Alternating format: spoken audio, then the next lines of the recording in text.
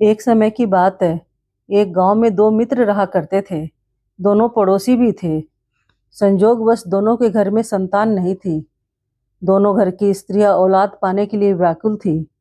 एक बार दोनों औरतें भगवान के पास जाती है और उनसे पुत्र होने का आशीर्वाद चाहती है।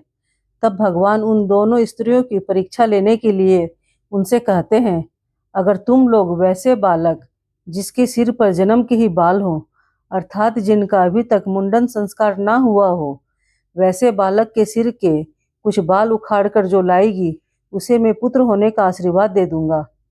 दोनों औरतें खुश होकर वापस आती है और अपने घर के बाहर खेल रहे छोटे छोटे बच्चों में से एक बच्चा जिसके सिर पर जन्म के ही बाल थे, उसे दुलार करने के बहाने से अपने पास बुला लेती है और पहली स्त्री बातों में फुसलाकर उसके सिर से कुछ बाल उखाड़ लेती है और बहुत खुश होकर भगवान के पास जाती है और कहती है, भगवान, आपने जैसा कहा मैं वैसा कर लाई।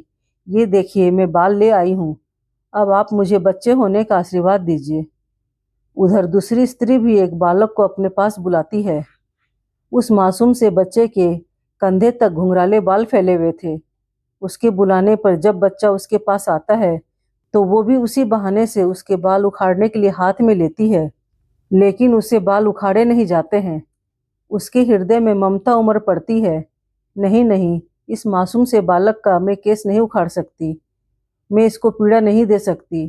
भगवान भले ही मुझको संतान न दे, कोई बात नहीं, लेकिन मैं किसी के भी बच्चे को कोई पीड़ा नहीं दे सकती।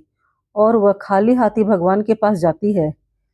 भगवान पूछते हैं, ले आई हो केस, दिखाओ मुझे। वह कहती है, प्रभु, मैंने कोशिश की लेकिन मुझसे नहीं हुआ। मैं किसी बच्चे को कैसे पीड़ा दे सकती हूँ, मुझे क्षमा करें। तब भगवान कहते हैं, तुम्हारे हृदय में प्यार है, ममता है, मातृत्व है। तुम ही माँ बनने की अधिकारी हो और उसे संतान होने का आशीर्वाद प्रदान करते हैं। दूसरी ओर जो स्त्री बाल उखाड़ कर लाई थी, उससे भगवान कहते हैं, तुम्हारे हृदय में कोई दया करुणा नहीं है। तुमने अपने सुख के लिए मासूम के बाल नोच लिए, तो तुम्हारे इस कर्म को देखते हुए मैं तुम्हें संतान सुख का आशीर्वाद नहीं दे सकता। इस तरह से यह कहानी हमें बुरे कर्मों से बचने एवं सभी से प्रेम करुणा करने का संदेश देती है। अगर स्टोरी अच्छी लगी हो तो हमारे अंजना स्टोरी चैनल को सब्सक्राइब कर लें और इस वीडियो को अपने फ्रेंड्स और फैमिली को शेयर करें।